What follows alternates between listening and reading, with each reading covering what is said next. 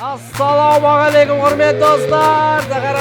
Studiyada от болады. Қайрат Әділгерей жылаған кезінде көзінен зығырмай ағады. Неге не сұрамадыңыз дұрыстап?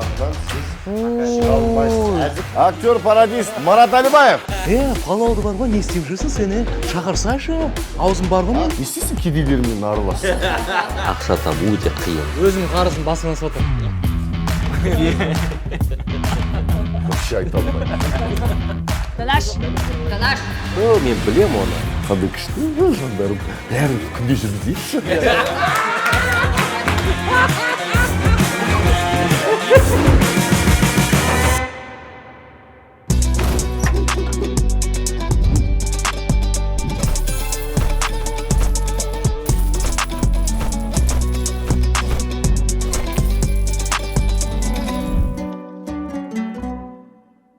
Assalomualaikum hurmatli do'stlar. Өз камераны алып алған ба? От болады. Вот. Енді былай істейік. Рояльмен де. Сонымен құрметті достар, Жусан банк ұсынған байлайк бағдарламасына қош келдіңіздер. Сіздермен бірге мен Қайрат Әділгерей және де ең керемет қонақтар Айнұр Ильясова. Қошеметтеріңіз! Мақсат Мамраемов, Алибаев Марат және Маралғазин Марат! Ассалаумағалейкум, кеш жарық құрметті көрермендер. Эфирде байлайк бағдарламасы біздің тұрақты серіктесіміз Жусан банк. Байлайк бағдарламасының басты мақсаты қарапайым халықты қаржыландыру жағынан, яғни қаржылай сауаттандыру және де керемет мағлұматтармен бөлісу. Әрбір қазақ бай болуға лайық. Дұрыс па? Бәрекелді. От болайын деп тұр. Бүгінгі бағдарлама, жалпы байлайк бағдарламасы еліміздегі бұрын соңды болмаған шоу-подкаст. Ойын ойнай отырып біз ұсынған қонақтарымыз қаржылай сауаттандырады және де өзінің қаржыға байланысты пікірін білдіреді, лайфхактарды ұсынады. Таныстырып өтейін, бүгінгі бағдарламамыздың қонақтары керемет актриса, продюсер Айнұр Ильясова. Шапалақ, құрмет қошеметтеріңіз. Ильясова! Сәлма Хайктың жиені. Және де Қазақстанда бұрын соңды болмаған керемет Макс Плов франшизасының бастығы. Макс Плов брендінің негізін қалаушы Мақсат Мамралиев. Хаммасыға палау. Қайрат, аузы ашылса, аузынан палау төгіледі. Фақат сіздер үшін. Көзімнен Қойырленген. жылаған кезімде көзімнен зығырмай ағады ғой. Мына жақта негізінде бір жағынан палау отыр, бір жағында пәулә отыр. Қандай коллаборация. Керемет коллаборация. Елімізге танымал актер, тележүргізуші, продюсер, сценарист Марат Оралғазин. Және де Марат Алибаевты біз қалай деп айтамыз? Мистер Позитив, айналасына шуақ шашатын. Ешқашан Мараттың біз ашуланғанын, настроенсіз жүрген көрген емес. Маратты 20 жылдан бері танимын. Бұл еще Еспанов пен Туканың даусының франшизасын сатып алған. Немене бәрін айтып отырсың сен? Қойсайшы, келе салып. Олай болса, актер, пародист Марат Алибаев. Аяқ ас парадис болып кеттеймін. Рахмет. Бол кете берсін. Олай болса, құрметті достар, біздің бағдарламамызды бастамас бұрын мен ойынның ережесімен таныстырып өтейін. Алдарыңызда 5 бөлімнен тұратын ойын алаңы жатыр. Бөлімдер: тесік қалта, бизнесмен, инвестор, меценат және жусан деп аталады. Тесік қалта бизнесмен бөлімдерінің сұрақтары оңай әрі жауап нұсқасы жоқ. Инвестор, меценат бөлімдерінің сұрақтары қиынырақ десе де жауап нұсқалары бар. Ал соңғы бөлім жусанға жеткен ойыншыға біз өте қиын сұрақ дайындап қойдық. Әр дұрыс жауапқа 10 жусанмен келесі бөлімге өту мүмкіндігі беріледі. Қате жауап берсеңіз жусан да берілмейді, келесі бөлімге де өте алмайсыз. Айтпақшы, екінші бөлімнен бастап қарсыласыңыздың сұрағына жауап беру мүмкіндігі бар.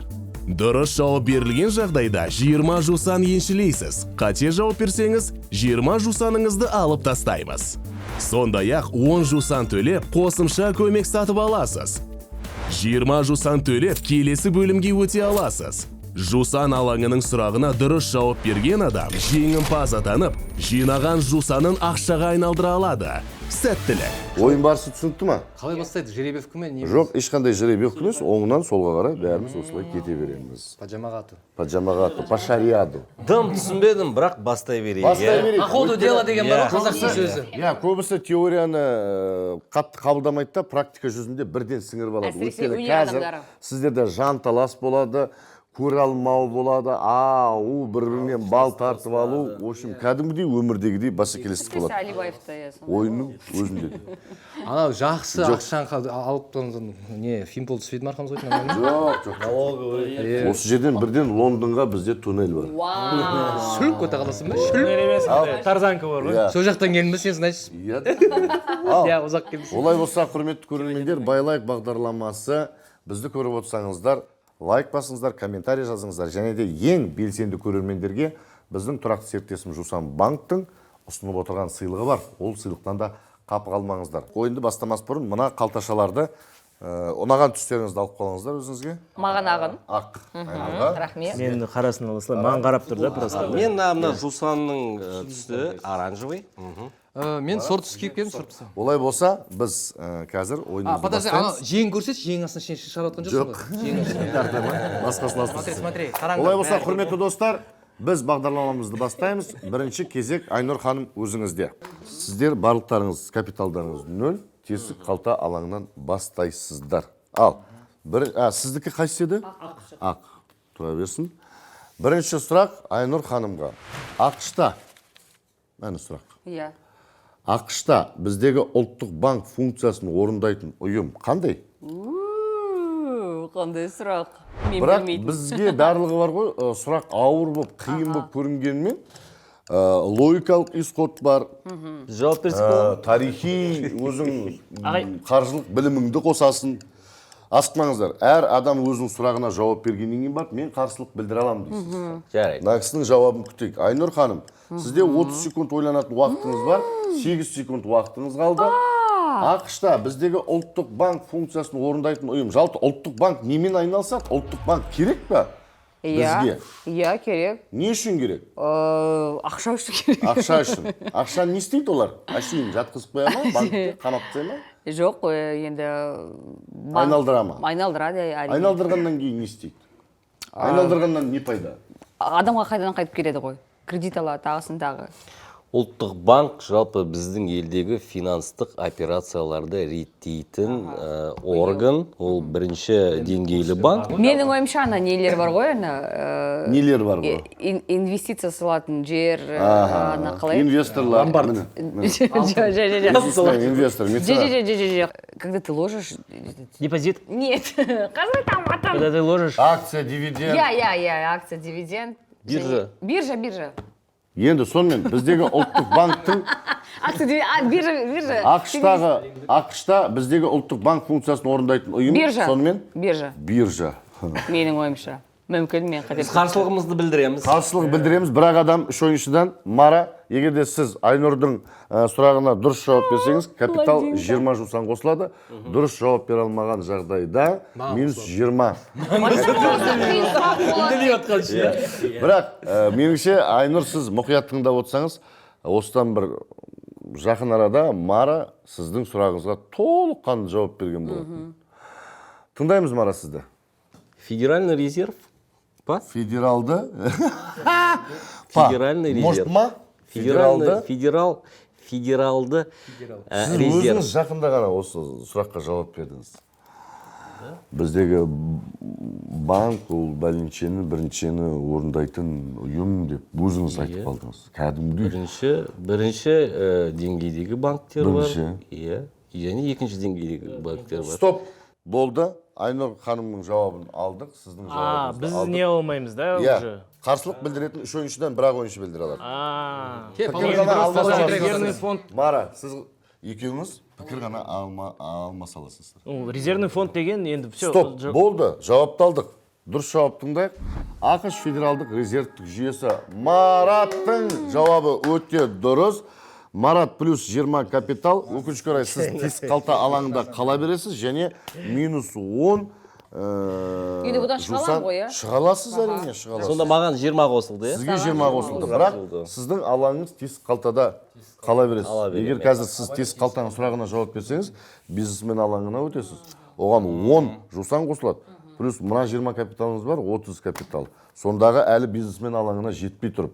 А жусан алаңына бір ойыншыларымыз 120 жусанмен келген. Оны екі еселеп, оны айтпай қояйын.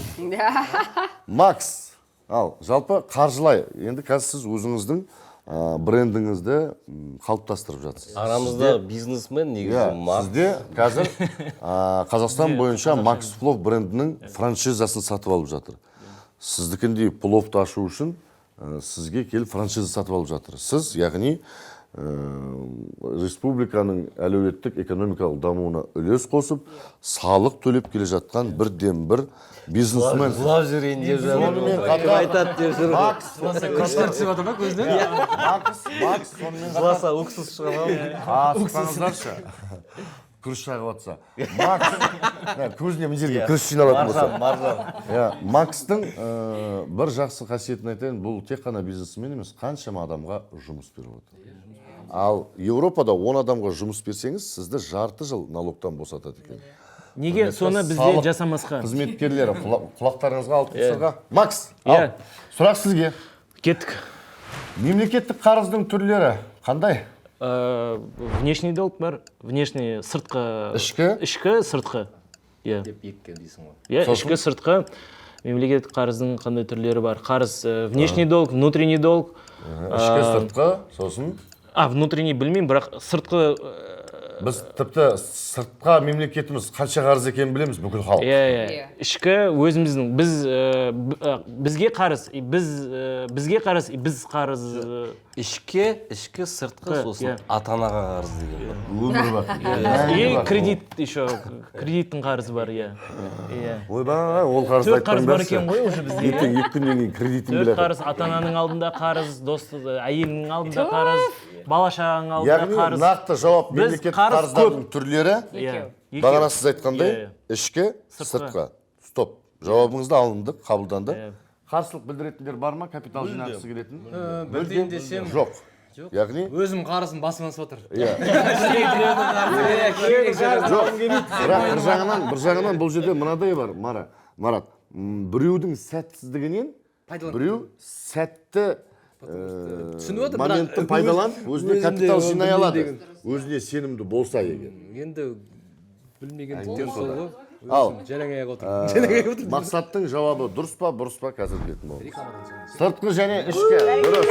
Сапалы құрмет қошеметтеріңіз. Тесік қалта алаңынан бизнесмен алаңына мақсат келді және де плюс 10 капитал, яғни жусан қосылды.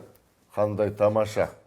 Точно ма? Енді- Камера фиксировать етіп ал. Енді бізде Марат. Марат енді біз талай-талай бағдарламаларда біз Мараттың логикалық ойлауы, жан-жақты барлығын зерттеп барып, жетірет, өлшеп барып, бірақ кесетін жауабын біз талай көріп жүрміз, естіп жүрміз. Жюрида отырған кезде жалпы. Сондықтан да Марат, мен ойлаймын, сізде мынадай сұрақтарға ешқандай кідіргенде. Жоқ, мен қарыз жағынан өзің айтпақшы термин жағынан қиындау енді. Бірақ ойда бар нәрсені айтуға тырысамын. Марат, мысалы сіз қазір YouTube каналыңыз бар. Аха. Бұрындары мысалы миллионер болу қиын болатын. Қазір 15 жасар баланың өзі TikTok пен Instagramмен миллионер болып жатыр. Былайша. Енді біз айтамыз миллионер деп, ой, өмір бақи миллион тапсаң болды, сен миллионерсің. Теңге. Тинговый миллионерміз, иә. Тинговый миллионерсің. YouTube'тан мысалы. Тинговый миллионерка кредит алып тинговый миллионер болуға болады. Мейлі, миллионерсің. Нифиговый деген сияқты тинговый. Нифиговый деген сияқты Тинговый, валютный. Теневой емес, тинговый. YouTube'тан миллион. И не тинговый Это десең. валютная миллионерша деймін. Сізде миллион теңге ең бірінші YouTube арнадан қалай таптыңыз? Біздің елде YouTube'тан ақша табу өте қиын. Қиын, неге? Сонда Оған дейін ол монетизация. Жоқ, монетизация оған дейін оңай болатын дейді. Соңғы бір 3 айда дейді, или болмаса жарты жылда Бір жылда, қиындап соңғы кетті. бір жылда. жалпы біздің елде трафик бойынша, тариф бойынша мысалы 1000 қаралымға 0,05 цент ба сондай. Өйткені бізде халықтың саны аз ба? Иә, нарықтан андай рекламный бюджет дейді ғой. Рекламный бюджет, мысалы үшін бізде YouTube-та 10 миллион адам көрсе, сол 10 миллион адамға байланысты жаңа реклама береді ғой адамдар. Мысалы үшін Россияда 150 миллион болса, Демография Ол бар. тілге байланысты. Тілге? Адамның санына байланысты. Санна, Реклама тілге үйреніп байланысты. кеткен. Мысалы үшін ағылшын тілде жаңағы Аудитория? оны көп қаралым болады. Орыс тілді аудиторияда көп қаралым. Мысалы бізде қазақ тілді аудитория. Жалпы біздің елде үлкен проблема ол не ғой, биполярлық дейді ғой. Орыс тілді, қазақ тілді. Яғни 19 миллионбыз. Оның ішінде орыс тілді қазақ дейміз, қазақ тілді қазақ 7 дейміз. миллионы басқа ұлт. 7 миллион басқа ауыл. 4 миллион ауылда. Иә. Бітті ғой, қай аудитория қалды бізге? Сондықтан кішкене Сол аудитория география жағынан бәрі шашылып қалған. Мына аудитория мен мына аудиторияның арасы 3500 километр. То есть бізде логистика жағынан да қымбатқа шығады. Менің сұрағым, миллионды қашан таптыңдар деп едім негізі мен. Не істеп алғашқы миллион, алғашқы Негізі депутат болу керек саған. дайындалып өзінің сұрағына өзі. Жоқ, өзің Саған сұрақ қойып Біз жауап кеттік. алғашқы миллион Сенің YouTube арнаңда. бізге спонсор келген кезде таптық. Яғни демеуші келген Менің кезде естуім бойынша, Марат, сізде екі бірдей батырма бар. Күміс және күміс алтын. және алтын бар, иә. Құрмет қошеметтеріңіз. Достар, енді осындай керемет нәтижелі жұмыстың иесі Маратқа сұрақ. Кеттік. Сіз қазір кімдікі еді? Менікі Оранжевый. Марат, сізде 20 плюс капиталыңыз бар. Яғни мен қазір жауап бердім. Қазір тесік қалтаға жауап берсеңіз, бизнесмен алаңына 40 болады. және де плюс 10. 40 болады. Жоқ, 10. Жоқ, Біреудің- плюс. Жоқ, біреудің сұрағына жауап берсең плюс 20 болады. Жоқ, ода 20, 30, все. Мен 30 деп тұрмын. Яғни Мен менде просто есептен, мен просто Бизнесмен, жаңа сіз өзім есептен шатаспау Жоқ, мен керексіз. Қанша просто- адам сізге қарап отыр? Жоқ, мен просто өзімнің оннан қошеметін ғой мына жерге. Былай, міне көрдіңіз ба? Тесік қалта кезінде бір-бірімізге қарай алмай, әр адам өзінің тесігін жамап отыр еді. Бизнесменға шығып еді, уже біреудің ақшасын санай бастады. Санай жүрген өзге мақсат сен өзгеріп кетті. Ертең бұл біз екеуміз инвестиция жасаймыз ғой, мен оған ұсыныс жасаймын ғой ертең. Марат, сізге сұрақ. Кеттік. Бағалы қағазды атаңыз. Бағалы қағаз қазір мен білем оны. Бірінші туалетный бумагадан басташы. Ол да бағалы қағаз. Жоқ, Биржада дүкенге барсаң, акция туалетный бумаганы- бағалы қағаз. Акция бағалы қағаз. Біреуін айтуым керек па? Жалпы, бұл сұрақтарға жауап беретін болсаңыздар, бірақ жауап емес. Толыққанды андай информацияны көбірек берсеңіз, тіпті жақсы өзіңіз. Бағалы қағаз деген ол мысалы көптеген бір компания, ұжымдардың акциялары болуы мүмкін, соның құжаттары болуы мүмкін. Жалпы ақшаның өзі ол бағалы қағаз. Негізі ақша дейтін әшейін қағаз ғой. Ол алтынмен, мысалы алтынның гарантиясы да, мысалы алтынды бүйтіп біз тасып жүре алмаймыз ғой. Сондықтан мына алтынның кепіл ретінде сол облигацияны беретін облигациялар бар. Яғни акция, облигация. Иә, ол жаңағы бар қондылықтың ұстап көретін. Соның қағазы документі. Мінекей бізде мұнша алтын бар, соның қағазы ретінде мінекей. Сен мұнан тасып жүрмес үшін қағаз ретінде ұстап. Меніңше бұдан асқан жауапты. Бұған брокерский нәрселер қолдануға Егер сіз бола ма? қарсылық білдірем, Жоқ, қарсылық емес. жусан капиталыма. Жоқ, бұған кіре ма негізі брокерский Енді жаңағы? оны білмеймін. Мен сұрақ қойып отырмын, мен сіздерден жауап күтемін. Ал, Дұрыс жауабын сұрап алып. Макс, қарсылық білдіреміз ба, білдірмейміз ба? Марат. Мен қарсылық білдіргенде, егер мен де просто тоже осы екі нұсқам бар, бірақ мен жаңағыдай толықтырсам, ақшаны қалай бөлеміз? Бизнесмен. Ақшаны былай бөлеміз. Мен ортада делдалмын. Мен де бұл жерден Делдал ушел ма? Құр кетпеймін. мен Делдал өзімдікін ушел. лимит ету керекпін, бірақ сіздерге Сіздікі теңдей 10% бөліп берем. болсын. Иә, жоқ, мен сіздерге теңдей бөліп берем, бірақ менің налогымды сіздерге бөліп берем. Болды. Сіздер төлей бересіздер. Менің Салғыңды. салығымды. Бірақ бірдей аламыз. Күшті ғой, иә? Кеттік ал. Дұрыс жауап деп қабылдаймыз Мараттікін. Сіз тек қана пікір білдірдіңіз. Жауабы акция. Бірден айттыңыз ғой, Мара. Шапалақ, құрмет, қошемет. сол Марат менде айтшы. айтайын деген акция. Мега оранжевый. Оранжевый түс, жалпы оранжевый түс Жусан ойынында өте бір сәтті түс өткені Жусанмен ұқсайды. Көбісі оранжевый түсті таңдағандар финалға жетіп жатады. Так, бизнесмен алаңына Марат өттіңіз, және де капиталыңызға плюс 10 Жусан қосылып жатыр. Марат Алибаев. Марат мырза, сізде жалпы қандай бизнес бар? Не болып отыр дейсің ғой? Бизнес көзі бар ма? Не болып отыр, не алып жүрсің дейсің ғой? Не алыпсың жалпы? Сол бірдеңе жұмыс істеп қоямын деп келгенмін үйде жатқам. Ішін пысып отыр. Үйде жатқанша бір ақша тауып қайтайын. Кішкене барсайшы деп. Жалпы қаржылыққа деген, мысалы, ақшаға деген сіздің неңіз? Көзқарасыңыз. Сіз жақынсыз ба? Енді Өзбекстанды көрген адамыз ғой. Базарды, бала кезден базарды. Онда сіз ақша үшін тіпті бар ғой. Бұл жерде шифровка деген понятие вообще қатты дамыған ғой. Шифровация ету. Білдіртпей. Білдіртпей. Бишара болып көрініп. Негізі Қайреке біз тенговый миллионерміз деп жатырмыз ғой. Мәкең долларовый миллионер. Долларовый біз көрсетпейді. Сомовый дейді. Сомовый миллиардер. Капитаныңыз былай болып көріне ма? Менікі мынадай болып көрінеді. Визуально. Чемоданмен. Ал Марат Алибаевқа сұрақ. Мерзімсіз. Мерзімді жинақ бұл үш сөз қандай қаржы салым түріне жатадырлерге? Мерзімді жинақ. Uzur сұрайман. Hazır mən bir konu оқып берейін. Мерзімді жинақ бұл үш сөз қандай қаржы салым түріне жатады? Асықпаңыз. Мақсат, бұл сұрақтың жауабын нақты біліп отқаныңызды мен сезіп отырмын. Қолыңыз бірден ұшып кетті жоғары қарай. Бірақ Мараттың нақты жауабын білейік, одан кейін сіз қарсылық білдіреміз деп отырсыз, Мақсат. Так, Марат, сізде 5 секунд уақыт қалды. Нақты әрі соңғы жауабыңыз. Мерзімсіз, мерзімді жинақ бұл үш сөз қандай қаржы салым түріне жатады? Мерзімсіз ол. Енді Қақта сақтайсың ақшаны. иә, Марат, сіз енді мен түсініп отырмын. Сіз өзіңіз енді 30 капиталыңыз бар. Не істейсің кедейлермен араласып? Өзіңнің өміріңді білсей, сен бизнесмен алаңында жүрсің. Депозит. Ертең бұлар көтеріп жатыр, лақтырады сені. Сен кейін алған кезде саған көмектеспейді. Депозит. Нақты әрі соңғы жауабыңыз ба? Мақсат? Менде де екі вариант болды. Депозит пен кредит. Кредит. Мен енді білмеймін, сіздер ақшаның ортасында жүрсіздер. Жоқ, енді Күнде финансовый операция жасап жатырсыздар. Енді бұл сұрақтың Кредит жауабында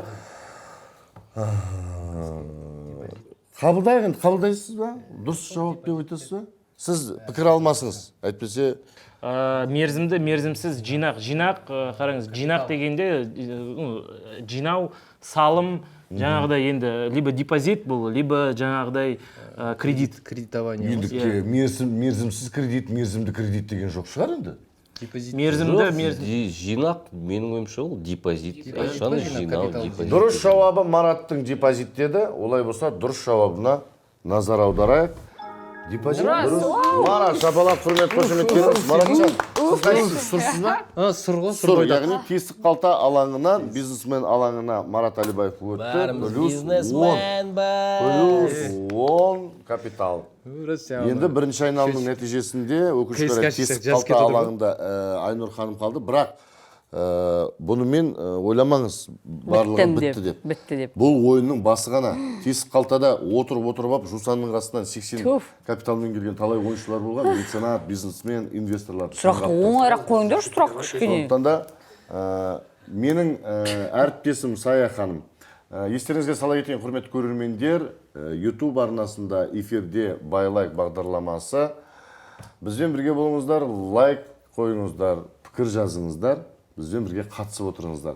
Сая, менің әріптесім бірінші айналымның нәтижесін қорытындылайықшы бәріміз бірге.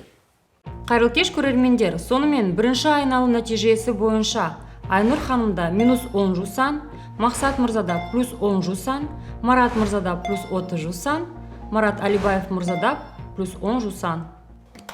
Негізі мен сұрайын деп едім, Сая ханым кадрға кірмей ма не? Сая ханым эфирде де болады, кадрда да болады. Кадрда жеңімпаздарға Жусан банктың тағайындаған сыйлықтарын әдемілетіп тұрып табыстайтын болады. Билеп тұрып па? Оранжевый киіммен тұр жусаңыз кейін. Артында Ж деген әрпін. Ана күйдіріп басқан ба, атқа басқан ба? Бәрі осындай тоқтамай бір тақырыпты фарш қылатын қасиетіммен әуелден білем және де жақсы көремін. Біз барлығымыз жалпы осы әзіл саласында бірге тәжірибемізді бастаған болатынбыз. Қазақстан арнасында сен әлі анау Әзіл деген ең алғашқы вайындар телевидениялық. Ол кезде әлі телефон вайын түсіру үшін біз камера алып жүретінбіз қастарымызға адамдар. Ал қазір әр тұтынушының, тұлғаның өзінің медиа пространствосы бар. Өзі біледі, не айтады, не істейді. Сондықтан да бізде өте қалай бос свободная страна дейді. Демократия. Өте демократиялы, Еркін. зайырлы мемлекетпіз. Дамып келе жатқан, қарыштап. Жеп бәрін. Жоқ, жеп деп айтпайсың. Дамып. Вообще айта алмаймын. Оның еще Ала комедияда дауыс айтасың әлі вообще. Чё там, брат? айта алмайсың. Ал, екінші айналым. Құрметті жігіттер, біздің ортамыздағы нәзік жанды Айнұр ханымды тесік қалта алаңынан шығарайық. Шығару керек. Болмайды солай. Керек жоқ, ол күйеуі бар ғой. Жоқ, неге? Айнұр ханым Қалтасы тігіп тастайықшы, тігіп.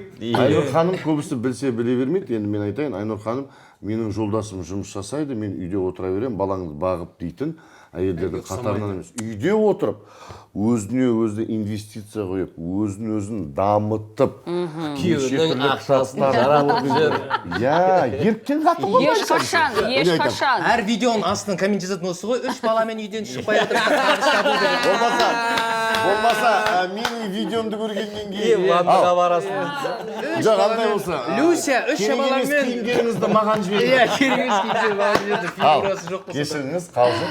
Айнұр ханым, көрдіңіз ғой, біздің настрой сізді Керемет. бизнесмен алаңына Иә. міндетті түрде алып шығамыз. Сіздің Сұрақ. тесіктеріңізді жамау керек, короче, да. Сұрақ Айнұр ханымға. Қандай күшті жандарым, бәріміз күнде жүргізейікші. Күндес көп па? Күндес. Қазақстанда қандай банктік карталар кең таралған, Айнұр ханым? Банктік.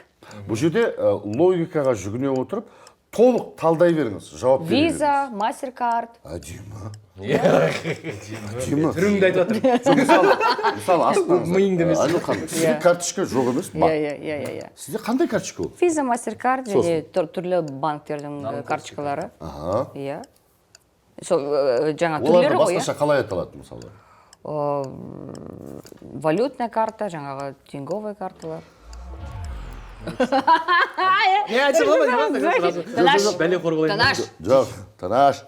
Қапты салып жіберсе ауыз ба қапты? Яғни мастеркард, виза карт деп жатсыз. Иә. Жалпы бір түрі Енді банктік карталар айтып жатыр ғой, банковский карточка, банктік карталар. Енді қандай оның материалы? Пластикалық. Пластикалық. Ал дұрыс па, дұрыс Мен емес негізі пе? просто пластикаға қарсымын да. Неге қарсысыз? Мен эко жаңағы Енді френдли. карточка қағаздан болмайды ғой. Тоқылған карта десе ме?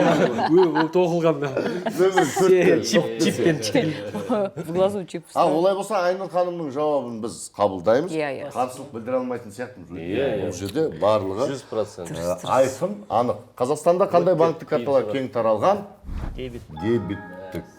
Не алдап кеттің сен бала? Жоқ, біз ойладық, Жоқ, енді- дұрыс жауап. Ну, ладно. Жоқ, бұл жерде былай ғой, дебиттік дейміз да біз ойлаймыз, мен бұл бізге қатысы жоқ. Қазақша бейбіттік қой. Дебиттік деген сөз кіріс картасы. Яғни кіріс кіретін карта. Яғни сіз сұрағыңызға толыққанды жауап бере алмадыңыз, бірақ сізге плюс балл қосылады. Айнұр ханым. Және мына жақтан. Бірақ өкінішке орай толық жауап бере алмағасын. Тесік қалта алаңынан сіз шыға алмайсыз. Әзірше. Бірақ Айнұр ханым, сіз тесік қалтадан мен шыға алмай қалдым деп ешқандай мұңаймаңыз. Тез қалтада отырып, капитал жинай беріңіз. Жоқ. Біреудің қазір сұрағына мен жауап жусанға жетіп алайын, өзім шығарып аламын мойнымда. Тұра тұрыңыздар. Балтық қабат отыра береді. негізі Айнұр сен ең выгодный позициядасың да. Неге? Если что, бүйте саласың да. Негізі сұрақты келтіру керек еді. Жусаннан Қандай кредит аламыз ол деп. А мен оның сыртын ғана ойладым. Пластик. Ал, бағдарламамызды жалғастырайық. Өтініш, бұл ойын ешқандай көңілге аудармаңыздар. Баяда мұғалімдер айтады ғой, бағаға жұмыс істемеңдер, бағаға бола оқымаңдар. Өздеріңе бір Краскіге шторға бола жұмыс істейді. жоқ дегенде Дебеттік. бұл бағдарламадан сіз кішкені қаржылай сауатты болып шығасыз.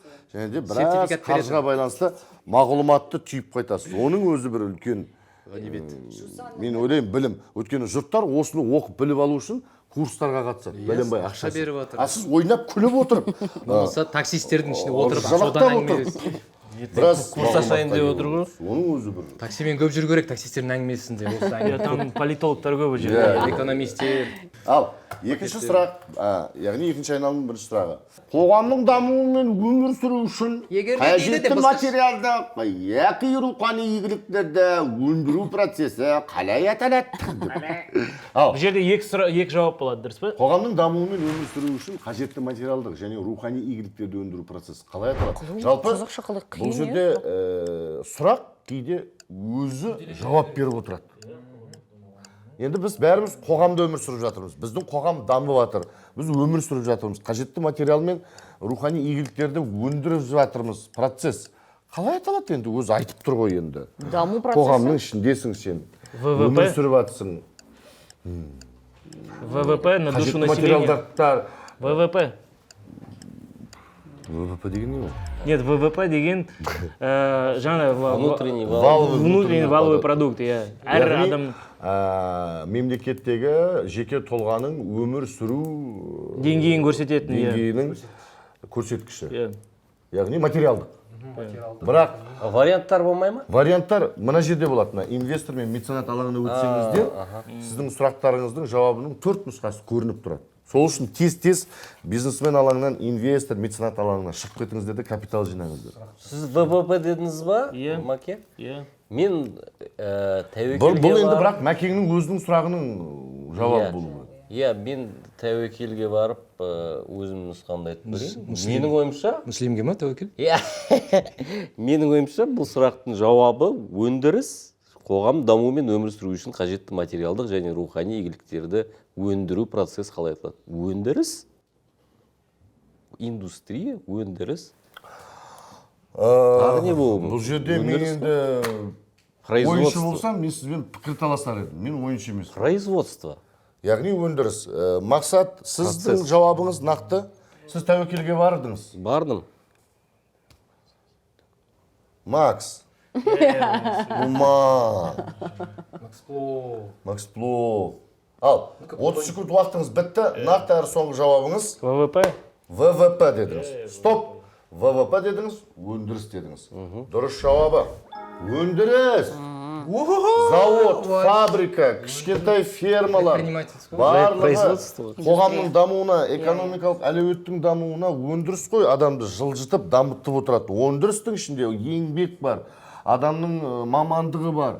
Малы бизнес Яғни бұның барлығы өндіріс. Жоқ, Мәкең кішкене алданып қалды, өйткені ананың ішінде өндіру дейтін сөз болды да. Өкінішке орай бизнесмен алаңында мақсатсыз қала бересіз және сіздің капиталыңыздан сұрағыңызға жауап бере алмағаныңыз үшін -10 шегеріледі. Керісінше Марат мырзаға +20 жусан қосылады капитал.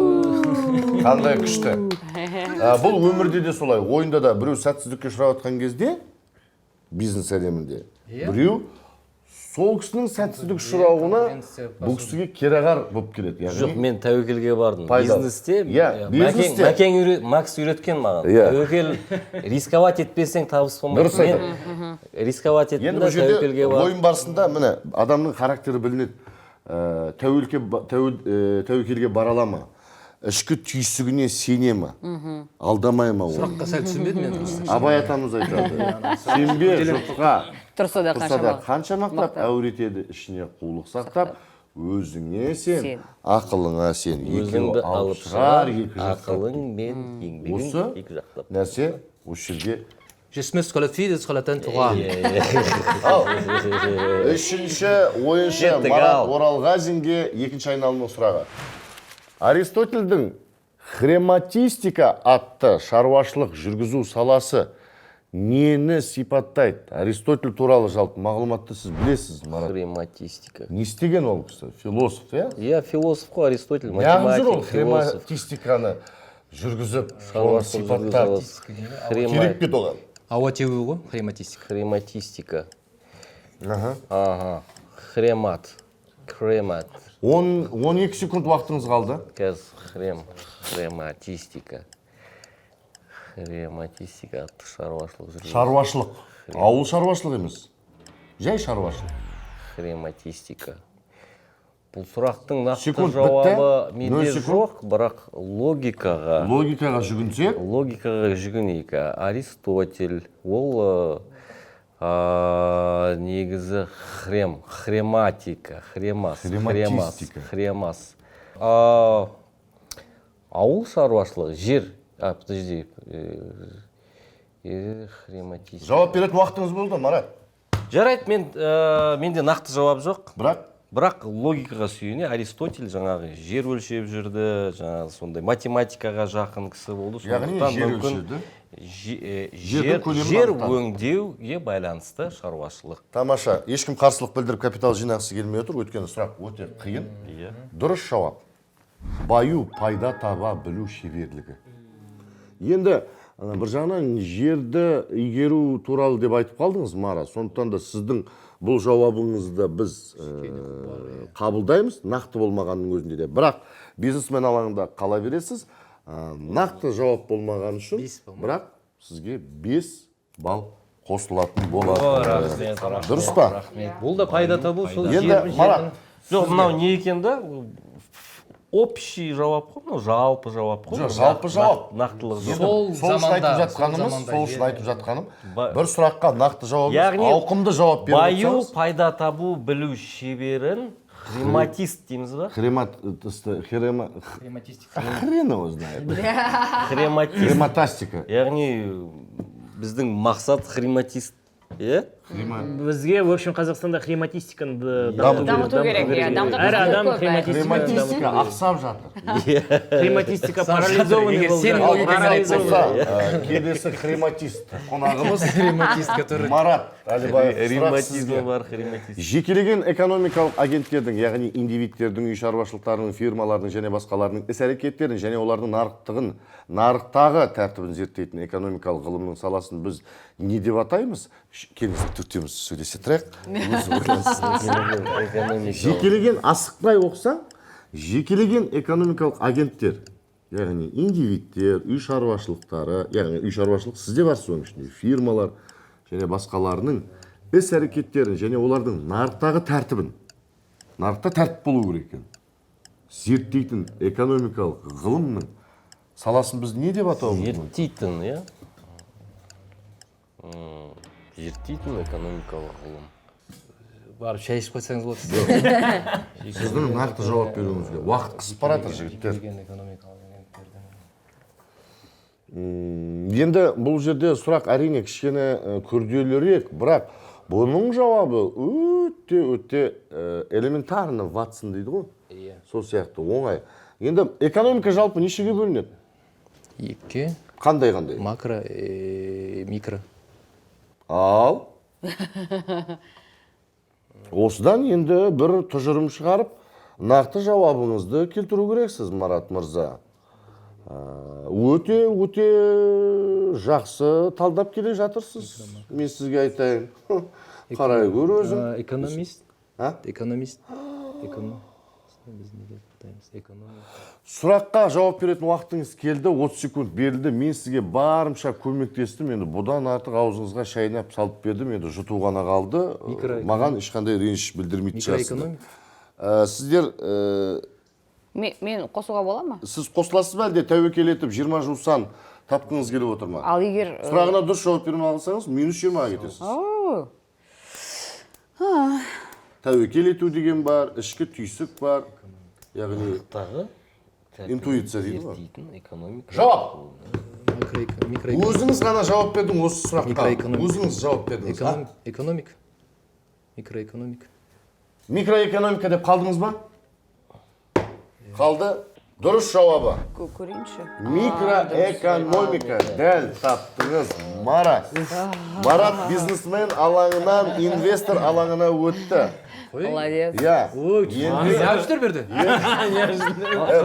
Мен қалай ойнаймын? Знаете, не надо пахать, надо просто... Инвестор алаңына Марат өтті, және де плюс 10 капиталына қосылды. Енді, құрметті менің әріптесім Сая, екінші айналымның қорытындысын бізге айтыңызшы, не болып жатыр өзі? Екінші айналым нәтижесі бойынша Айнұр ханымда минус 5 жусан, Мақсат мырзада плюс 5 жусан, Марат мырзада плюс 55 жусан, Марат Алибаев мырзада плюс 20 жусан. Ал, тамаша. Елматна ма, фамилия? Енді бізде әлі де алаңнан қозғалмағандар бар, алаңмен жайлап адымдап келе жатқандар бар. Меценатқа, жусанға қарай. Енді 4 вариантпен болады же? Ең бастысы осы қарқыңыздан таймаңыз. Сұраққа жауап беретін кезде асықпай, логикаға жүгінсеңіз, сізде ол кез келген адамда кез келген сұраққа жауабы бар. Тек асықпай талдау керек, іштей, анализировать ету керек дейді ғой. Ойлану керек. Сол кезде... Визиткіңіз бар ма? Бере тұрыңыз, визиткіңіз бар ма? Сіздің курсыңызға жазылайын деймін. Ал, үшінші айналым. Тесік қалта алаңынан Айнұр ханымды қазір мен шығарамын. Бір сұрақ жауап қоям, сол сұраққа жауап бересіз. Бітті. Ағылшынша бұл сөз mint, ал французша monnaie деп аталады. Ол қандай сөз? Қазақшасы не дейсіз ба, или орысшасы? Минт. Французша monnaie. Сағызда бар ғой сонда атаумен, Иә, bubble mint. Double mint. Я болмаса зубный пасталарда тұрады. Air mint. Сол не, значит, сол не... Жоқ, французша monnaie деп тұр. Минтке қарағанда monnaie біраз нәрсеге... Ақшаға жақындырақ сияқты, иә? Енді бұл қаржылық сауатты арттыратын бағдарлама болғаннан кейін, құрметті көрермендер, біздің бағдарламамызды қарап отырсаңыздар, лайк басыңыздар, пікір қалдырыңыздар, бізбен бірге белсенді қатысып отырыңыздар. Біздің тұрақты серіктесіміз Жусан банк сіздерге керемет сыйлық тағайындап отыр. Енді ағылшынша money бұл ақша, ал mint енді сол... Свежіс па? Бұл ағылшынша, қазір заманауи ағылшынша ма? Иә. 12-ші ғасырдың ағылшыншасы ма? Иә. Король Артурдың кезіндегі ағылшынша ма? Неге ағылшынша минтпенен... Мектептегі ағылшынша пайдын десе? Неге французша, иә? Сұрақ, неге ағылшынша минтпенен французша моннені көрсетіп тұр? Неге испанша дәғзуа демейді, итальянша латаре демейді? Өйткені money, өйткені moneyге жақын. Футболист бар еще. Иә. Сонда монnaie. Демек, бұл қаржы, ақша... 30 секунд уақытыңыз өтті, Ильяс Айнұр ханым. Тесік қалта алаңынан шыққаныңызды қалап отырмын. Сұрақ өте оңай. Және де жауабы да... Тәуекел беріп, дұрыс жауап беремесең минус болады ма? Егер де Айнұр ханымның қазір сұрағына, мен тәуекел еттім, жауабым бар деп, жауабыңыз дұрыс болып шықса, плюс 20 капитал дұрыс болмаса ше? Дұрыс болмаса, өкінішке қарай, минус 20 шегерді. Енді меніңше бұл сол ақшаның қасы, жаңа ақша, жалпы инвестиция осы төңіректе. Қабылдадыңыз ба? Яғни нақты соңғы жауабыңыз. Айнұр ханымнан қабылдадық, так, қарсылық пікір білдіріп, капитал жинайтын. Мүлдем. Ондай уверенность жоқ. Дұрыс жауабы. Ақша ғой. Тиын монета. Шапалақ құрмет қошеметтеріңіз. Monnaie деп жатырмын. Французшаға monnaie деп жатырмыз, яғни тиын монета. Енді сізде ақша дедіңіз. Кішкене келді ғой, тұжырымы. Енді ақшаны ауқымды енді айттыңыз, нақты болмаса да, өкінішке орай тесік қалта алаңда қала бересіз, бірақ плюс 5 ұпай сіздің қанжығаңызға біз жазамыз. Айнұр ханым, плюс 5. Монета деген сөзге кеп тұрды. Мақсат мырза, яда. Мақсат мырза, кеттік ал. Экономикалық теория нені зерттеуі мүмкін?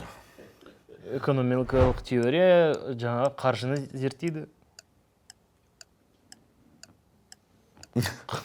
Махаббат дегеніміз не деген сұраққа махаббат деп жауап бере ма? Экономикалық теория нені зерттейді? Экономикалық теория жалпы экономиканы зерттейді. Иә, экономиканы зерттейді. Кіріс Экономика табыс. дегеніміз не жалпы? Экономика деген жаңағыдай ақшалық баланс. Әр мемлекеттің ақшалай балансы, қарыздары мен пайдасы, кіріс шығысы, иә, ақша айналымы. 30 секунд Ақша айналымы, уақытымыз бітті. иә. Нақты соңғы жауабыңыз. Қаржы айналымын жаңағыдай пайда, кіріс, шығыс, пайда, қарыз барлығын. В общем, сіз ауқымды жауап бердім деп отырсыз. Кім қарсылық білдіріп өзіне капитал жинақсы келіп отыр? Марат? Қарсылық білдірмеймін, бірақ толықтыра салуға болады. Жалпы негізі дұрыс айтып жатыр ғой, экономикалық теория дейтін ол жалпы қаржы, кіріс, шығыс, жалпы құндылықтардың бағасы, оның айналымының ғылыми негіздемесі. Осыдан кейін экономиканы тірі организм деп қалай айта алмайсың? Болды, олай болса жауабыңыз қабылданды, сіз қарсылық білдірген жоқсыз, тек қана жай пікір алмастыңыз. Негізі Дұрыс жауап. жай ғана Қоғамдық өндірістегі адамдар арасындағы қатынастарды зерттейді. Қабылдауға бола ма? Яғни қоғамдық өндірістегі бағанағы жұмысты айтып жатсыз, еңбек ету, адамдар арасындағы қатынас, ақша айналым. экономикалық теория. Шын бетсем, мен өзімде. Мен ойлаймын, қаржы саласы болады деп жауап. Бірақ сіздің жауабыңызды қабылдаймыз ба мақсаттың? Иә, сіздің жауабыңызды қабылдаймыз. Нақты ма әлде? Ну, мына жерде адамдар деген кезде жалпы экономика нені адамдардың, ну, енді жалпы егер қаржылай Арасында қаржы дело не в людях, жаңағыдай жалпы экономика деген кезде жаңа движение финансов қой, движение финансов, иә. Оның адамдардың саласы ғой негізі. Да, просто мына жерде бір сөз лишний болып тұрған Жоқ, сияқты. адамдар болмаса, ол тұрған өзімен өзі ақша қалай жылжиды? Адамдар болмаса, Адамдар өндірісте жасамаса, еңбек қылмаса, ол экономика көтерілмейді ғой. Яғни, бұл сұрақтың жауабы дұрысы осы, бірақ сіз толыққанды жауап бермегендіктен осы алаңда қала бересіз, плюс 5 Жусан Оның өзі нормально ғой. Опай қанжығаныңызға байланады. Шүкір банк. Так, мақсат плюс 5. Марат мырза, сізге сұрақ. Кеттік, ал. Құн дегеніміз бұл? Құн деген белгілі бір құндылықтың ресми былай қоғамдық келісіммен келтірілген бағасы. Яғни, мысалы, құнды қандай критериямен қояды бағады? Құнды ол әлемдік неге байланысты. Жоқ, әлемге барма, сен түс, осы жерде жүр. Құн деген, яғни ол адамдардың... Мысалы, неге бұл 1000 теңге? Не артықшылығы бар? Оған адамның жаңағы, оған кеткен материалға байланысты. Яғни және де сапасы. Оған кеткен еңбек, адамның салынған уақыты. Ресурс жалпы. Және де ресурс. Көлемі, салмағы, сапасына қарай құн деген мағынаны білдіреді деп отырсыз ғой. Соны айтып жатырмын ғой. Жауабын қабыл аламыз. Ешкім қарсылық білдіріп капитал жинақсыз келіп жатқан жоқ. Мен айтайын деген дәл сол ғой мен. Енді Дұрыс жауабын тыңдаймыз. Құн дегеніміз алушының, яғни бағаланатын меншікті алуға жұмсайтын мөлшері. Сол ғой. Сол ғой енді. Бірақ бұл терминмен айтылып жатыр, біз қарапайым. Теориямен Яғни айтылып жатыр да. Марат мырза бизнесмен алаңынан сіздікі мынау ғой. Инвестор алаңына келдіңіз, қош келдіңіз, және де плюс 10 сізге капитал қосылады. Қандай тамаша. Енді Марат мырза, Марат Оралғазин мен Марат Әлібаев, сіздердің сұрақтарыңыз жеңіл болады. Неге? 4 нұсқасы болады. Бұл жерде одан сайын ауқымды қылып жауап беруге толық мүмкіндігіңіз бар. Марат, сұрақ сізге алғашқы. Кредиттік тарих қанша уақыт сақталады? А. 20 жыл, А. 15 жыл, Б. 10 жыл, В. 5 жыл. 30 секунд уақытыңыз бар, кетті. Кредитная история, да? Кредит қанша жыл сақталады на всемирный банк? Жалпы оны 20 жыл сақтау керек пе, әлде 5 жыл сақтау керек пе? Әлде бір белгілі бір критерияға байланысты оны 10 жыл сақтап барып, 15 жылға өткізіп, аржағында құрсыншы 5 жыл қалды ғой деп 20 жыл ұстай беруге бола ма? Негізі көп жылда тұрады ғой, өйткені ол история. Сондықтан мен ойлаймын А нұсқасы. А нұсқасы 20 жыл. 20 жыл. Қарсылық білдіріп, капитал жинауға мүмкіндік беріңіз бар. Мақсат, тыңдап тұрмыз. Мен бір нұсқам бар, кредитный история деген, жалпы мына әр кезде біз кредит алған кезде банк бірінші кредит беру үшін мына общий базамен тексереді ғой кредитный история. Мысалы Жеке тұлғаның? Иә, жеке тұлғаның. Менің ойымша ол 5 жыл, өйткені әр 5 жыл сайын адамның жағдайы да өзгеріп кетуі мүмкінді. Менің ойымша кредитный история жоқ, мына жерде бірінші біз кредиттік история дейтін сөзді түсініп алу керекпіз да. Кредитный история деген ол жалпы мына төлеп жүрген уақыт емес, а жалпы мына қанша уақытта сен қанша кредит алдың, соны көрсетеді. Қалай төледің, қалай жаптың? Қалай жаптың, да. И сонымен сіздің жауабыңыз А, нұсқасы сіздікі? Менікі Б. Б ма, В ма? Б болса ол В. 5 жыл, иә. Б емес. В 5 жыл, иә? Б емес па? В ма? В, иә, В, 5 жыл. 5 жыл. Ал, жарайды. Марат мырзаның нұсқасын тыңдадық, Мақсат мырзаның нұсқасын тыңдадық. Дұрыс жауап. 10 жыл, өкінішке орай, мәке, сіз де өзіңіздің сұрағыңызға жауап алмадыңыз. Инвестор алаңында қаласыз, және сізде -10 жусан. Ал сіз өкінішке орай, біреудің сұрағына жауап беріп, капитал жинаудың орнына дұрыс жауап бере алмай, -20 ұпайды, яғни жусанды біз шегереміз өкінішке орай. Көрдіңіз ба? Мен сізге Б ма, В ма деп атырмын. Б ма, В ма деп атырмын. Сіз В дедіңіз. Мен айтам, может, Б?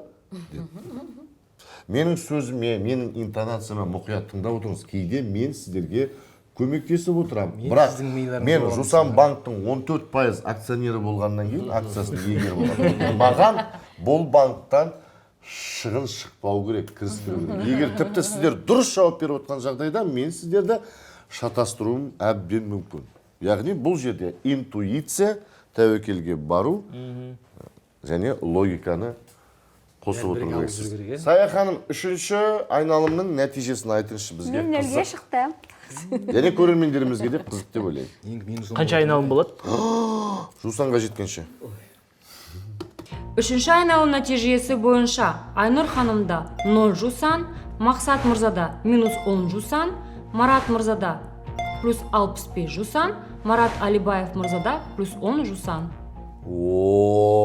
Бізде енді бұл жерде Жусан банк ұсынып отырған Байлайк бағдарламасының Forbes-тағыдай журналы болатын болса, бізде бүгін обложкада Марат Оралғажин тұр. Бірінші мұқабасында 65 Жусан капиталыменен.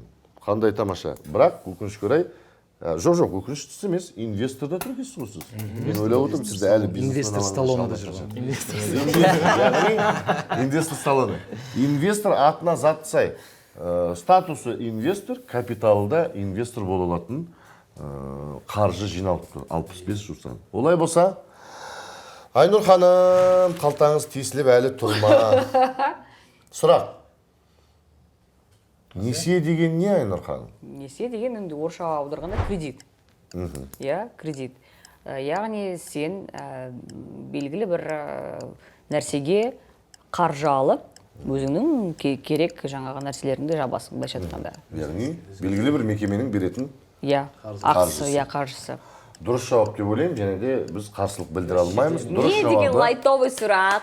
Дұрыс жауабы, кредитор ақшаны пайдаланған үшін белгілі пайызбен берген ақшалай қарыз. Дұрыс. Тесік қалта алаңынан, бизнесмен алаңынан қош келдіңіз, және де Айнұр ханым сізге +10 балл қосылып отыр. Макс. Давайте, кет. Мақсат, енді жалпы мақсаттың, мен ойлап отырмын. Жалпы еңбек адам екіге бөлінеді. Біреуі ақылмен ақша табады, біреуі еңбекпен. Осы турасында менің оң жағымдағы Мақсат өзінің франшизасы бар Макс Плов брендінің негізін қалаушы Мақсат еңбекпен тауып жатыр. Еңбек, ақыл, бәрі бар. Мен ойлаймын, өйткені палауды пісіру керек, турау керек, жуу керек, қуыру керек. Ал Мараттың категориясы бұл ақылмен ақша табатындар. Сценарий жазады, қонақтарға қолмен ұстай алмайды. Ойындар ойлап табады, ютубқа салады деген сияқты. Сондықтан да бұл еңбек екіге бөлінетін адамдардың да кез келген экономиканың бұл күре тамырлары адамдар, еңбек ететін адамдар. Дұрыс па? Дұрыс. Өндірісті дамытады. Сондықтан да Макс, сізге сұрақ, Сіз енді еңбектеніп жүрсіз, нағыз кәдімгі өзіңіздің салаңыздасыз. Қор биржасы бағалы қағаздарды сата ала ма? Қор биржасы Фондовая биржа. фондовая биржа, иә? Фондовая биржа. Фондовая биржа может продавать Да, ценные может, бумаги? может. Иә? Иә, сатылады А ғой. не үшін? Фондовая биржа. Может, қор биржасында ондай рұқсат жоқ шығар? Фондовая биржада Жалпы фондовая биржа деген жалпы ол не ғой, былайша айтқанда площадка ғой, да, где торгуют акциями. Акция сататын жер. Аха, Иә. дұрыс. Иә. Ол акцияларды брокерлер сатып алады через брокеров, иә. Вот. Яғни Енді нақты жауабыңыз осы. иә. Қарсылық білдіре аламыз ба? Дұрыс жауабы. Қор биржасы бағалы қағаздарды сата ала ма? Бағалы қағаздарын эмитент ретінде шығарып, брокер арқылы сатып алып сата алады. Шапалақ, құрмет, қошеметтеріңіз. Мақсат. Біздің бизнесмен алаңынан, носыдікі ғой, иә? Жоқ, қара. Бизнесмен алаңынан инвестор алаңына келді және де Жусанмен келіп отыр. Сізге конкурент болып келіп отыр. Капиталы аздау, бірақ сіздерге біраз қаптырып, шаң қаптырып, сіздерді оза шауып кетуі де мүмкін. Күріштермен келді ғой. Сондықтан да Бір қап күрішпен. осы кезде үш бизнесмен бір площадкаға келген кезде, темаға келген кезде, я үшіншісі артық болады. Я болмаса екеуі бірігіп, мынаған зиян келтіруі мүмкін. Я болмаса мына екеуі де бір-бірімен бөліспей, мынаны да кіргізбей, үшеуі де осы алаңнан кетіп қалуы да ғажап емес. Капиталдары шашырап, бір-біріне заказ беріп. Сондай да бар ма? Ондай да бар енді. Бұл Мақсат, құттықтаймын сізді. Марат Оралғазин, кеттік ал. Кеттік ал. Сіз инвестор алаңындасыз. Өтімділік коэффициенті нені көрсетеді? А. Меншікті капиталды пайдалану белсенділігін. А. Фирманың кірістілігін. Б. Фирманың төлем қабілетін. В. Қарызды пайдалану тиімділігін. Өтімділіктің орысша аналогиясын айта салыңыздаршы. Проходимость қой енді. Проходимость, да, точно. Я.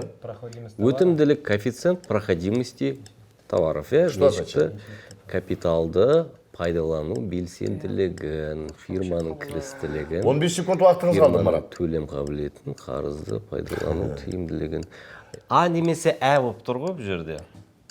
Енді сізде капитал бар, плюс 65. Сіз 10 жусан төлеп, өзіңізге көмек ала аласыз. Тіпті бұл сұраққа жауап бермеймін деп, меценат алаңын өтіп қалата аласыз. А 20 жусан деп. Меншікті капиталды пайдалану белсенділігі. Яғни мен 10 жусан нетіп, так, Сіз мына 4 жауаптың екеуін алдыра аласыз. Коэффициент болса, значит, активность. А, тәуекел. А, меншікті капиталды пайдалану белсенділігі.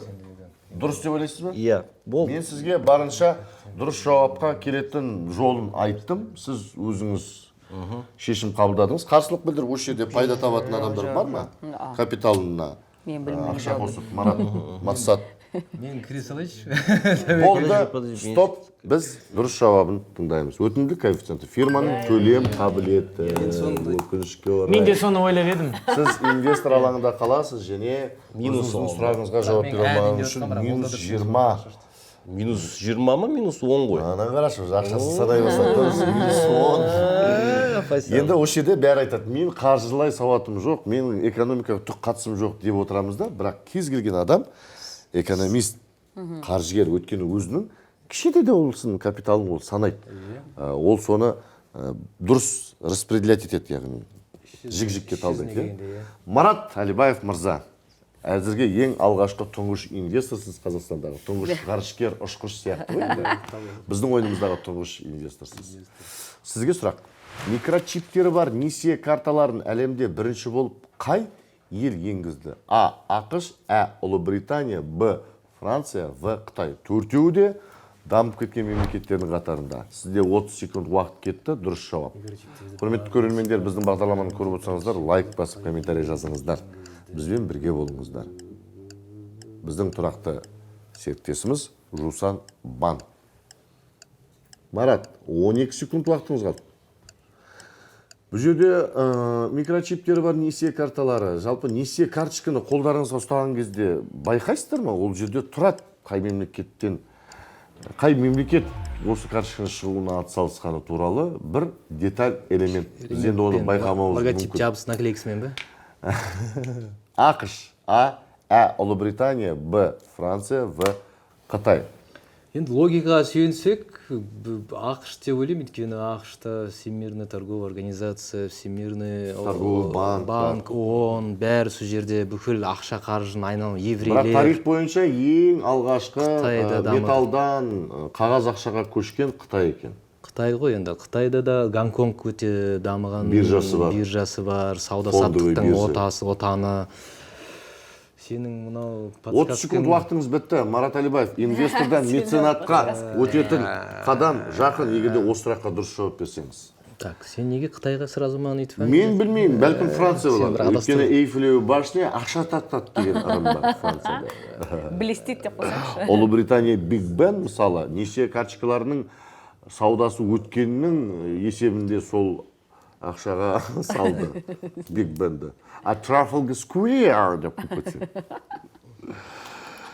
Темза өзенінің бойында мысалы ақшқа консульство ашып берген Ұлыбритания. ақш. Ұлыбритания ашып берген консульствоны ақшқа. Қытай соған ренжіп, Франция мүлдем Ұлыбританияның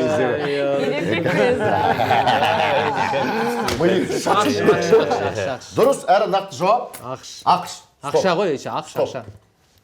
Дұрыс жауабы. Әрине! Сізге айттым ғой. Вообще айды.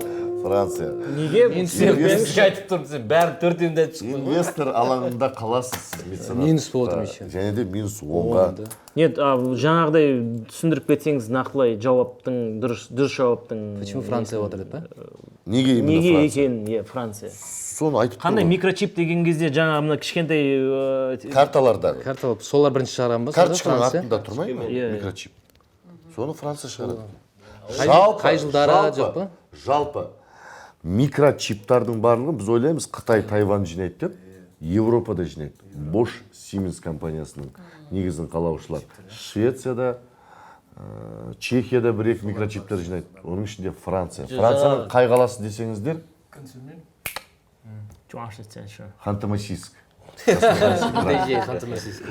Ал, біздің осы айналымның нәтижесі немен бітті екен? Сая ханым, тыңдайық, құлақ түрейік сізге. Төртінші айналым бойынша Айнұр ханымда плюс 10 жусан, Мақсат мырзада плюс 10 жусан, Марат мырзада плюс 55 жусан, Марат Алибаев мырзада 0 жусан. О, нәтиже қандай болып кетті өзі? Енді, ары қарай жалғастырайық. Айнұр ханым, сіз бизнесмен алаңында жалғыз келе жатсыз, жайлап. Сізге сұрақ, Айнұр ханым. Үйдің жанындағы кафеде торт 2500 теңге тұрады, ал көрші аудандағы кафеде ол 2300 теңге. Егер автобуста жолақысы 150 теңге болса, тортты қайдан сатып алған тиімді? Так, үйдің жанындағы Логика, кафеде торт математика. 2500 теңге тұрады. Ал көрші аудандағы кафеде 2300 теңге. Әрине 2500 теңгеден сатып алған жөн. Неге? Өйткені сен уақытты үнемдейсің. Меніңше, енді менің логикам бойынша. Сіз енді как мегаполистің тұрғыны ретінде сізге уақыт қымбаттырақ. Иә, маған уақыт қымбаттырақ. Егер сіз мегаполистің тұрғыны емес болып өзіңізді елестетсеңіз. Енді әрине басқа көрші ауданға барушы едім. Кафеге. Кафеге. Дұрыс жауап деп ойлаймын. Қабылдаймыз ба, Айнұр ханым? Қабылдадық. Қарсылық білдіріп капитал жинауға, жусан жинауға Қарсылық білдірейін мен. Мысалы, үйдің қасында 2500 теңге тұрады. Көрші ауданда 2300. Автобуста жолақысы 150 теңге. Ол жаққа барғаның 150, қайтқаның 150, 300 демек 2600. Барып қайтқанмен бірге бұл жерде. Бірге ма? Иә, өткені барып келіп отырсың ғой сен.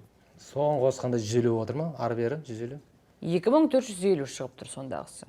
Енді айтып тұрмын, егер мен болса, мен 2500-ге алушы едім, өйткені мен просто в одну сторону 150 теңге деп тұрмын. С подвохом деп ойлап тұрсың ғой вопрос. Мен с подвохом деп тұрмын. Подвохым жоқ қой, да? Подвохым мына жерде. Подвохым ба? Подвохым болса, конечно. 2600 болып кетеді. Мәселе біздер есептеп, логика қатты жүгініп кетіп жатырмыз да, бұл жерде мақсат торт алу. торт алғанға дейінгі процесс бұл жерде. торт үйге келсе еріп кетеді десең. Онда все. Айнұр ханым, сіз 2300 теңгеден аудандағы, көрші аудандағы кафеге барып аласыз ба? Нақты жауабыңыз? Әлде үйдің жанынан ба? Бұл жердегі негізгі мақсат қандай? Торт алу? Жоқ, экономить ету емес па? Енді сізге қай жағынан тиімді торт аласыз болды? Сізге айтып тұр ғой, баға цифрдың Мен үшін болса, мен 2500-ден ала салушы едім. Уақыт тиімдеймін. Бірақ интуиция не деп тұр? Жақсы, интуиция 2000. Ал енді мен барынша былай да сізді сбивать етуге тырыстым, және ол менің қолымнан келді. Дұрыс жауабы көрші ауданда. Бола, құрмет, қошеметтеріңіз. Айнұр, бизнесмен алаңынан, инвестор алаңына келдіңіз, плюс 10 капитал. Кеттік, ары қарай жалғастырайық. Бізде сұрақ Мақсат мырзаға. Несие шарттарын қайта қарау процедурасы қалай аталады? Мысалы, мерзімін ұзарту арқылы ай сайынғы төлемді төмендету. А. Қайта ұйымдастыру. А. Қайта қаржыландыру. Б. Инфляция. В. Қосымша кредиттік шарттар. Біз бұл нәрсемен көп кездесіп отырамыз. Өйткені, мысалы, сіз 6 миллион теңге кредит алдыңыз, ай сайын төлеп бердіңіз де, бір уақытта ұзақ үлкен сумманы құйып тастағаннан кейін сізге не істеп береді банк? Рефинансирование жасайды. Осы жерде жазылып тұр соны. Рефинансирование. Қайсысы? Қайта қаржыландыру ма? Рефинансирование, қайта қаржыландыру деп ойлап отырсыз ба? Қайта ұйымдастырмай ма сізге? Қайтадан договор толтырып? Жоқ, егер былай дословно не қылатын болсақ, қаржы финанс деген сөз. Дұрыс па? Қайта қаржыландыру. Рефинансирование. Қайта ұйымдастыру ол реорганизация. Дұрыс па? Егер мына сұрақтарды құраған адамның логикасы бірдей болса, значит ол Енді әге нақты тоқталып инфляция болмайды. Қосымша кредиттік шарттар, дополнительные кредитные условия кредитования, да? Сіз Макс Плов деген банк ашсаңызшы. Құда қаласа. Құда қаласа. Сіздің капиталыңыз күріш пен морковь болады. Енді тоқтайық, нақты енді өзінің франшизасы бар адам, өзінің брендін қалыптастырып отқан адам, бұндай сұраққа жауап бере алмай, мүдіріп, кідіру мүмкін емес. Дұрыс жауабын көрейік. Қайта қаржыландыру, рефинансирование. Так, сізді қайсы еді? Түс? Қара. Меценат бірінші пайда болды, плюс 10. Қазір Жусанға жетіп алсам, барлықтарын тартамын. Жарылқайын. Оны енді қазір көреміз, жұрттың барлығы айтады. Қазір Жусанға барғасын, мен саған кальян алып берем. Шай алып берем, чизкейк алып берем дейді, отқан кезде адам танымай кетеді көбісі. Қайреке, мен сезіп отырмын да бүгін Макс жеңетінін, білесің бе неге? Өйткені ана цвет, мына цвет, морковтың цветі да. Бұл мына цветтің құдыретін біледі. Иә, бұл. Ал, Марат Оралғазин, сізге кезек сұрақ. Сізге банктен 100 мың теңге несие алу қажет болды деп елестетіп көрейік. 100 мың теңге. Сіз банктерден мерзімдері мен мөлшерлемелері көрсетілген 3 ұсыныс алдыңыз. Соның ішінен артық төлемі ең аз болатын ұсынысты таңдаңызшы. 100 мың теңге ең аз болатын да? А. Мерзімі 1 жыл. Жылдық мөлшерлеме 15%. Мерзімі 3 жыл. Жылдық мөлшерлеме 7%. Мерзімі 2 жыл. Жылдық мөлшерлеме 10%. Жауап беру өте қиын. 100 мың теңгені 3 ұсыныс тұр алдыңызда. Қайсысымен алған ұтымды? Мысалы, 100 мың теңге алдым, 1 жылға алсам 115 мың теңге қайтарам. 3 жылға алсам 7%. 7-ні 3-ке көбейтсең 21. 2 жылға алсам, яғни 120. Яғни бірінші ғой. Ой, шашып тастадыңыз ғой. Кеше бір ойыншылар келіп, калькулятор беріңдер, калькулятор деп азынаған, санай алмай. Бұл жерде Мара шашып дұрыс жауабы ама? Сіз енді қарсылық білдірмейсіз? Мен қосылғанға 5... Жоқ. Мен қосылайыншы, мен де біліп отырмын да. Жоқ, бәрі біліп отыр. Хорошо, бланкіде болады. Бәріміз қосылайық по 2 каждый. Дұрыс жауабы мерзімі 1 жылдық мөлшерлеме 15%. Шабала, құрмет, қошемет. Марат Оралғазин мырза меценат алаңына өттік. Және плюс 10 капиталға ие болыяптыку. Тәбриклеймін. Осындай оңайлар менге келмейді деп оңай Сіздердің гәпләшіп берелер, мәнге фарқы жоқ. Девам ediyoruz. Ал, Марат Алибаев. осындай бір оңай келші. Сізге сұрақ. Алғашқы орталықтандырылған банк қай жылы және қай елде құрылды? А. 1694 жылы Ұлыбританияда. А. 1791 жылы Францияда. А. 1841 жыл ақш. 1695 жыл Швейцарияда. Сұрақ қиын деп көрінгенмен дата, тарихи даталар, бірақ өте оңай сұрақ, күнде естиміз. Бізде құдайға шүкір әлемде Forbes'та танылып жатқан байлар бар. Байлар өзінің капиталын жасырмай, керісінше, міне бүгін Илон Маск бір аптада 4 миллиард жоғалтып, азайып кетті, 3-ші орынға шықты деп анық айтып жатыр. Орталықтандырылған банк, мен ойымша, Швейцария деп ойлаймын. Ең бірінші бүкіл әлем. 5 секунд уақытыңыз қалды. Нақты әрі соңғы жауабыңыз Швейцарияда. Стоп. Қарсылық білдіріп капиталды ұлғайтқысы келеді. На двоих толықтырсақ бола ма? Екеуміз жауап беріп, ақшаны бөліп. Жоқ, олай болмайды. Централизованный банк. Стоп. Централизованный банк. Дұрыс, жауабын тыңдаймыз. Нұсқасын таңдады. Ұлыбританияда. Сіз білесіз бе неге шатастыңыз? Швейцарский банк деді. Счет ашу. Ты, Мара, ты думал Америка, да? Нет, я Британия хотел сказать. Өкінішке орай, Я тоже. сіз меценат алаңына өте алмадыңыз және минус 10-ға капиталыңыз жіберді. Уверен сполна. Ал, Сая ханым, осы айналымның нәтижесін көрейікші, не болып Он жатыр? запутал. Сен запутать Күнде естейміз дегенде, енді екі вариант қалды. Швейцарийский банк деген күнде естейміз. Ұлыбританияда біздің қазақтар ақшасын сояқта сақтайды дегенде естейміз. Неге британский биржа? кетті. Неге британский биржа Европада тек қана? Міне, өткені банк. Швейцарияда Европада. Жоқ, Британия біріншіден ол әлемдегі вообще дүние тарихындағы ең үлкен империя. Бұл Ұлыбританияда ешқашан Сауда саттықтың бәрі бар. империя. Ешқашан күн батпайтын империя ғой. Білесің ба? Қанша елде отарлық Ешқашан кезінде. оның территориясында, отарлаған жерлерінде күн батпайды ешқашан. Сондықтан логикалық тұрғыдан демек мұның барлығын реттеу үшін оларға банк Капитал керек көбейіп болды. кеткен, сақтау керек болды. Өткені Индияның колониясы болды, Африкада қаншамасы болды, Персидский залив. Ал, нәтиже. 5-ші айналым нәтижесі бойынша Айнұр ханымда +20 жусан, Мақсат мырзада +20 жусан, Марат мырзада +65 жусан, Марат Алибаев мырзада -10 жусан. 65 па сізде? 65 дедіңіз ба? Мен Ал Қайрат, мысал үшін айтыңызшы, Сізде? Нен сон деді, кажется. Ау, ұпай мен осы орынның несі қалай не? влияет? Мысал үшін ұпай бар, ал орны, мысал үшін Маратта Сен дұрыс жауапқа, сен өзіңнің дұрыс жауабыңа ты перемещаешься, Жоқ, а оны басқа біреудің дұрыс жауабына ты Капитал просто собираешь. деньги получаешь, но түсіндім. Мысал үшін біреуде қазір 10 ұпай, ал біреу мысал үшін меценат болып отыр, бірақ минуста.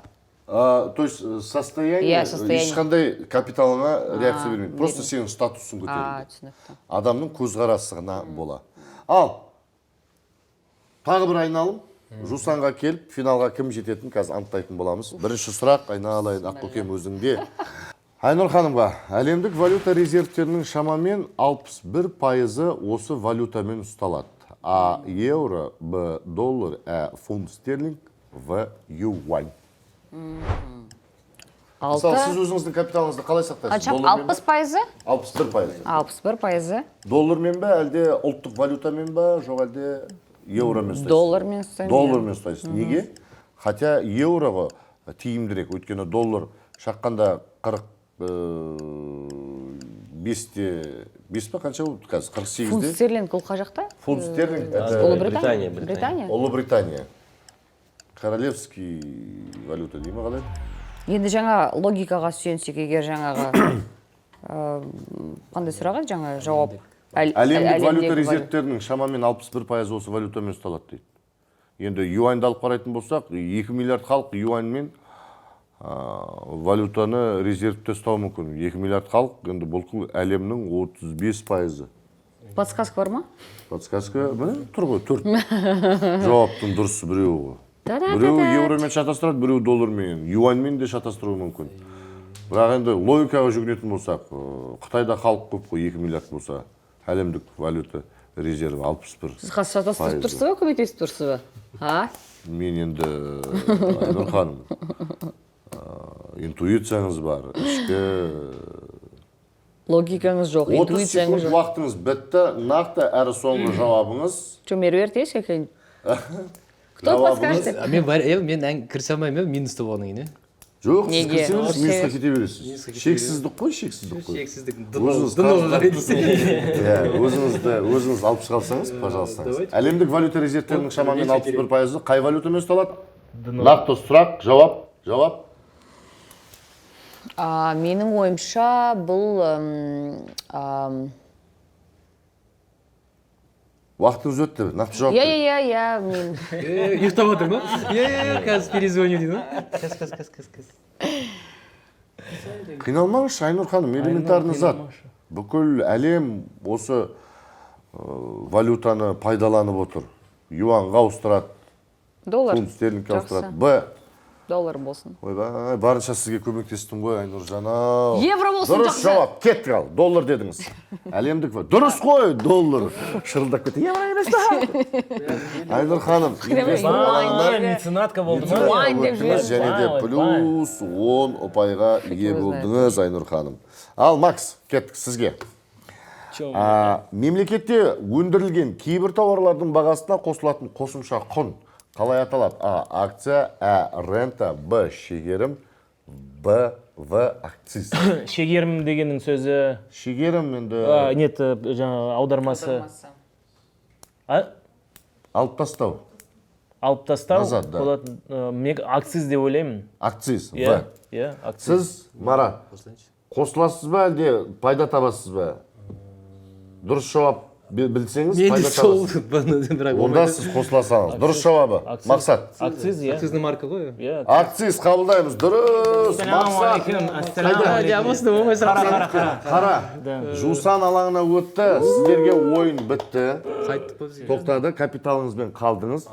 Мен ана Біз барлық капиталды өзіме жинап сосын бөліп ала алмаймыз ба? Жоқ. Мақсатқа сұрақ Ойын қоямыз. біткеннен кейін. Мақсат өзінің капиталын екі еселендіре ала ма, ала алмай ма? Қазір бірер минуттан кейін білетін боламыз. Қазіргі таңда Мақсатта плюс 20 жусан. Дұрыс па? Жоқ, мен Капиталы. өттім ғой. Плюс еще қосылу керек. Ох ты. Плюс 20 қосылмай ма не? Жоқ, бұл Не, сұрағыңызға жауап бонуспен. бердіңіз ғой. Бонуспен. Плюс 10. Сонда плюс 30 капиталы бар. Мақсат, енді біз сізге сенім артып отырмыз. Жусан банк серіктесіміз ұсынып отырған Байлайық бағдарламасының тағы бір шығарылымының, кезекті шығарылымның финалисті Мақсат мырза. 30 жусанмен жусан алаңына келді. Капиталды екі еселендіре ала ма, жоқ па? Сұрақ қояйық. Давай, Макс, давай. Эмиссия дегеніміз не? А. Құнды қағаздарды сату. А. Коммерциялық банктерге ақша сату. Б. Айналыстағы ақша сандарының жиынтығы. В. Айналысқа банкнота мен монеталарды шығару. Өте қиын емес. Логикаға қатты жұмыс істеп жауап беретін сұрақ. Эмиссия, Эмиссия деген сөзді бұрын-соңды естуіңіз бар ма? Эмиссия деген естідім, бірақ мағынасы не эмиссия деген сөз? Мен амнистияны естігем. Эмиссия. Миссия дейді. Яғни миссия кез келген жоспарды орындау ма? Бұл жерде қайсысы жоспарды орындауға келіп тұр жауабы? Айналысқа банкнота мен монеталарды шығару ма? Әлде айналыстағы ақша сандарының жиынтығы ма? Менің ойымша, эмиссия деген сөздің мағынасы қандай? Міне соны Мына айтып жерде, тұр мне ғой. кажется, эмиссия это глагол. Етістік. Мына жерде Жалпы қара. ойынның ережесі бойынша финалға шыққан Жусан алаңындағы финалистке ешкім пікір айтып қосыла алмайды. Тек қана өзі және сұрақ, өзінің логикасы, өзінің түйсігі, ішкі және де тәуекеліне. 30 секунд уақытыңыз кетті. Менің ойымша,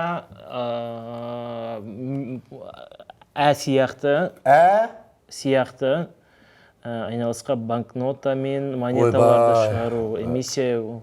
Эмиссияны мен көріп тұрмын, сіз бірінші рет естіп отырғаныңызды. А бар, Ә нұсқасы бар, Б нұсқасы бар, В нұсқасы бар. Бірақ бұл жерде эмиссия дегеніміз не деген нәрсені сізге әрекетпен жауап беріп отыр. Сатасыз ба? Әрекетпен. Құнды қағаздарды сатасыз ба? Әлде коммерциялық банктерге ақша сатасыз ба? Ақша сандарының жиынайсыз ба? Я банкноты мен монеталарды шығарып жібересіз ба? Соны айтып тұр ғой, бұл жерде миссия бар ғой, бұл жерде. Эмиссия, банктан ақша сату, миссия, айналысқа Уақытыңыз бітті. Финалист Мақсат мырза, 30 капиталыңыз бар, жусаныңыз. Сұраққа жауап дұрыс болса, 2 еселеніп 60 жусан ұтасыз, дұрыс болмаса сол 30 жусаныңызбен қайтасыз. Эмиссия дегеніміз, жауап нұсқасы?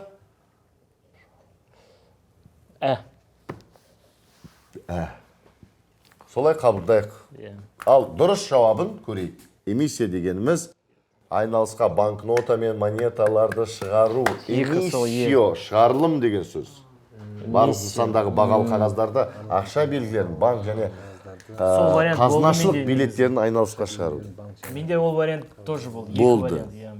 Яғни эмиссио латынша шығарылым деген мағынаны білдіреді. Құрметті достар, бүгінгі шығарылымның нәтижесі өте тамаша аяқталды. Жеңімпаз атанған Мақсат 30 капиталды өкінішке орай 2 еселендіре алмады, бірақ ол сонда да финалист болып саналады. Қанағат.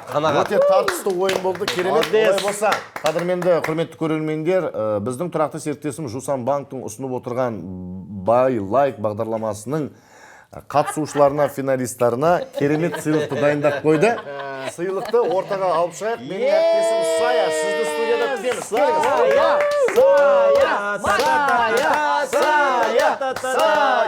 Сая. Енді бұл сейф ең басты сыйлық. Финалға жеткен Мақсат бұл сізге.